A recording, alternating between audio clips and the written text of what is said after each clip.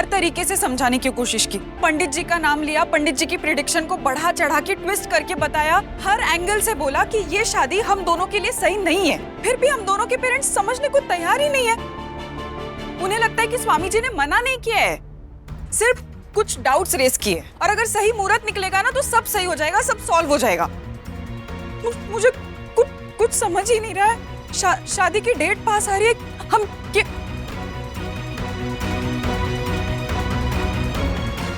वीर, वीर, तुमसे बात कर रही हो, कहाँ खोए हो? हाँ भाई, तुम कुछ कह रही थी?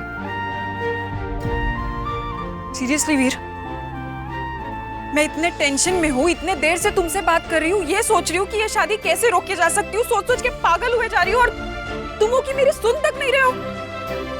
मुझे तो डाउट आ रहा है कि तुम्हें ये शादी रोकनी है भी या नहीं है, पर तुम तो ऐसे बिहेव कर रहे हो जैसे तुम्हें कोई फर्क ही नहीं पड़ता। ऐसी बात बिल्कुल भी नहीं है भाई, हमें भी ये शादी नहीं करनी। इन दैट केस मुझे एक ही रास्ता नजर आ रहा है। कौन सा? सच बोल दो, अपने घर वालों को बोल दो कि तुम ये शादी नहीं करना चाहते और तुम किसी और लड़की से प्यार करते हो। वैसे भी आज नहीं तो कल सच बताना ही पड़ेगा।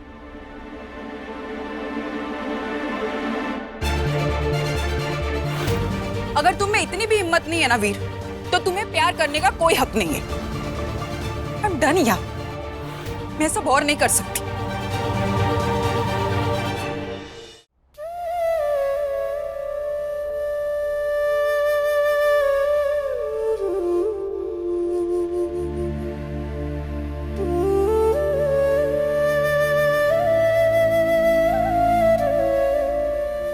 दीदी,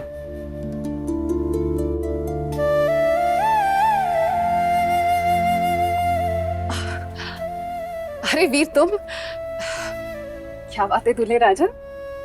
अब शादी की तैयारी कैसी चल रही है? घर में तो बड़े जोरों शोरों से तैयारियां चल रही हैं। अब मैं भी अभी बैठकर यही सोच रही थी कि तुम्हारी शादी में क्या पहनूंगी, कैसे रेडी होंगी, सब डिसाइड करना पड़ता है।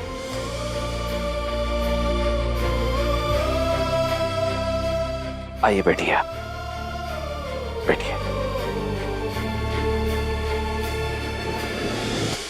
दीदी, बात कहे, आपने अपने प्यार के साथ शादी की। आप तो बहुत अच्छे से समझती हैं कि जिससे प्यार किया वो के साथ पूरी जिंदगी बिताना कितना इंपॉर्टेंट है। शादी में प्यार का क्या महत्व है, आपसे अच्छा कौन जानेगा। जिससे मैंने प्यार किया वो मेरे लिए सही था कि नहीं, क्या पता।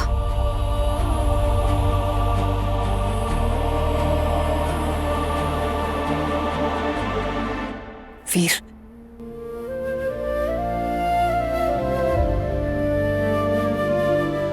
प्यार एक चीज होती है वीर,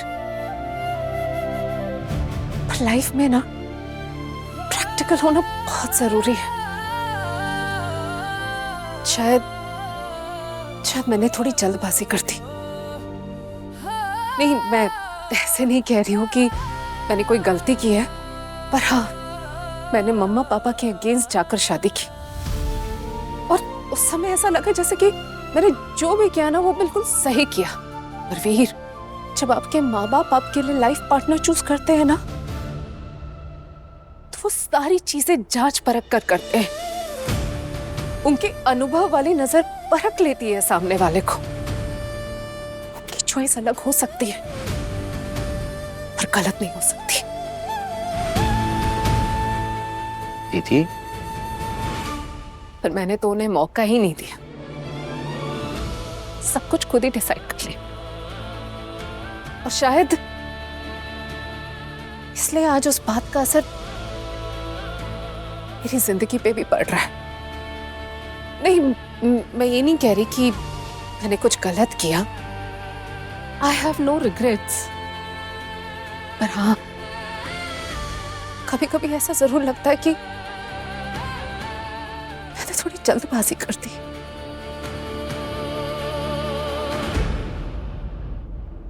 पर वीर, मैं जेन्युइनली तुम्हारे लिए बहुत खुश हूँ वीर। तुम मम्मा पापा की चॉइस से शादी कर रहे हो, तुम्हारे लिए दुनिया की सबसे बेस्ट लड़की चुनेंगे। तुम बहुत लकी हो फिर। तुम मम्मा और पापा के एक्सपेक्टेशन पर खरा उतरना।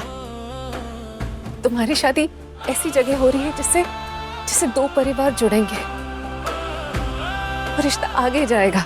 माँ ही तुम्हारा बहुत ध्यान रखेगी।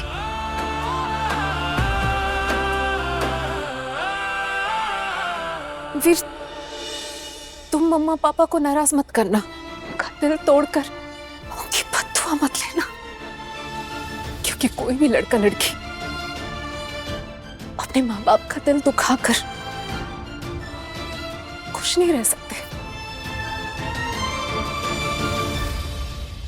अपने घर वालों को बोल दो कि तुम ये शादी नहीं करना चाहते और तुम किसी और लड़की से प्यार करते हो। माता रानी के सामने वचन दे के उस आदमी को ढूंढकर मेरे सामने ले आएगा। सब कुछ खत्म होता दिख रहा है हमको। का हमारा प्यार पूरा होने से पहले ही दम तोड़ देगा। दीदी, हाँ?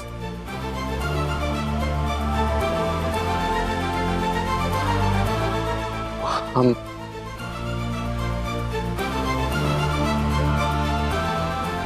सच बोलते कि ये समय गलत है। काफी रात हो गई है, आप आराम कर लीजिए, परेशान मत होइए, सब अच्छा होगा। शुभ रात्रि। गुड नाइट मेरे छोटे भाई, खूब खुश रहो।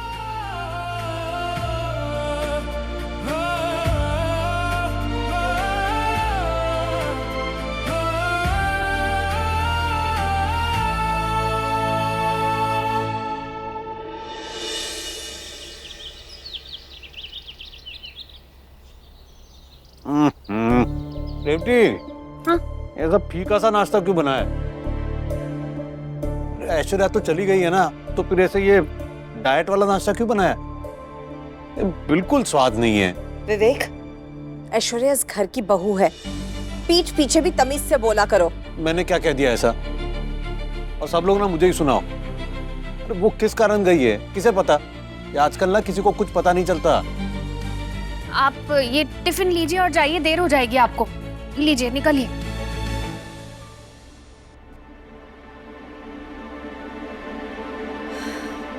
वरुण, ऐश्वर्या को फोन किया? तो फोन करो, उससे बात करो, मनाओ, उसे घर वापस ले आओ। पत्नी है तुम्हारी, इस घर की बहू है। हैं?